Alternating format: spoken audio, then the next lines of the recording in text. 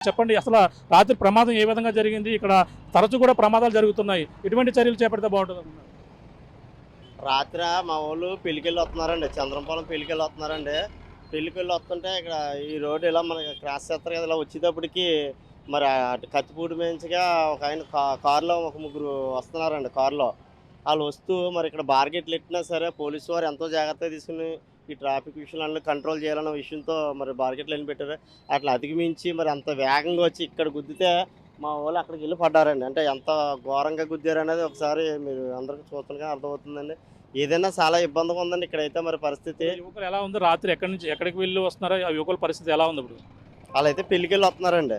పెళ్ళికెళ్ళి వస్తుంటే ఈలోపు కారులో కొట్టేసాడండి. ఇందులో ముగ్గురండి. ఒకడేమో పల్లా కృష్ణ అండి. ఆ అబ్బాయి వచ్చి స్పోర్ట్స్‌లో నేషనల్ లెవెల్‌లో 2 ఆడాడండి. ఇంకొక అబ్బాయి వచ్చి మామూలుగా వర్క్ చేసుకుంటుంటాడండి.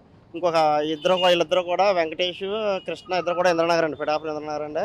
ఇంకొక అబ్బాయి వచ్చేటప్పటికి భోగాపురం అబ్బాయి అన్నమాట అండి. ఇప్పుడు భోగాపురం అబ్బాయికి పరిస్థితి చెప్పలేమన్నారండి. మరి ఎలా ఉంటుందన్నది. ఎందుకంటే తల అంతా తగిలేసి అతనికి ఇదంతా వాసిపోయి చాలా ఇబ్బందిగా అయితే ఉందండి అది అబ్బాయికి. ఈ కృష్ణ అయితే కొద్దిగా కోమలో ఉండగా ఇంకా లేకలేదండి. ఇప్పుడు కొద్దిగా కదులుతున్నాడని చెప్పేసి అన్నారండి. అది ఏదైనా చాలా ఇబ్బందిగా ఉందండి. వెంకటేష్ అన్న అబ్బాయికి మీరు సంఘటన జరిగిన వెంటనే మీరు ఇక్కడికి వచ్చి చూసారా? ఎలా ఉంది పరిస్థితి? రాత్రి సంగతి చూస్తే మాకే కళ్ళు తిరిగి పడిపోయామండి. అక్కడ గుద్దిన అక్కడికి వెళ్ళిపోయి బళ్ళు అన్నీ సెదరైపోయాయండి. మరి ట్రాఫిక్ ఇబ్బంది ఉండకూడదని మరి పోలీసు వారు వాళ్ళందరితో సహకారంతో బళ్ళన్నీ తీసి వారిని పేర్చామండి. కారు కూడా నుజ్జు అయిపోయిందండి.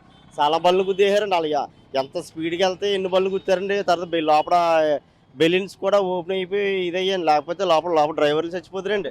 కారులో ఎంతమంది ఉన్నారు? కారులో ఉన్న వాళ్ళు ఎక్కడి నుంచి ఎక్కడికి వస్తున్నారని ఏం తెలిసింది మీకు? అంటే ఇలా కత్తిపూడి నుంచి వస్తున్నారండి. ఇక్కడ గుద్దేశారండి. ఇలా కత్తిపూడి నుంచి వస్తున్నారండి. కారులో ముగ్గురు కుర్రోళ్ళండి. వాళ్ళు కూడా కుర్రోళ్ళండి. మరి చాలా వేగంగా వచ్చేసారండి. అంత వేగం అనేది కరెక్ట్ కాదండి. అంత వేగంగా తోలారంటే లోపల వాళ్ళ పరిస్థితి ఎలా ఉందన్నది మాకైతే ఇబ్బందిగా ఉందండి. ఏదైనా మరి మా కుర్రోళ్ళు బతికితే కనుక దేవుడు ఇచ్చిన గొప్ప వరమే అనుకోవాలండి. ఎందుకంటే చాలా ప్రమాదకరంగా జరిగిందండి. చాలా ఇబ్బంది అండి. ఎంతలా ఇక్కడ నుంచి ఈడ్చిపోయారండి కుర్రోళ్ళు. అదంతా రత్తకల్లండి. రాత్రి అంతా రత్తకల్లండి. కుర్రోళ్ళందరికీ చాలా ఇబ్బందిగా ఉందండి. ఒక కుర్రోడికి అయితే చెప్పలేమండి. మిగతా ఇద్దరు కుర్రోళ్ళకి బాగా గాయాలు ఇరిగిపోయి కుట్లు ఇవన్నీ పడ్డాయండి. చాలా ఇబ్బంది అయితే జరుగుతుందండి.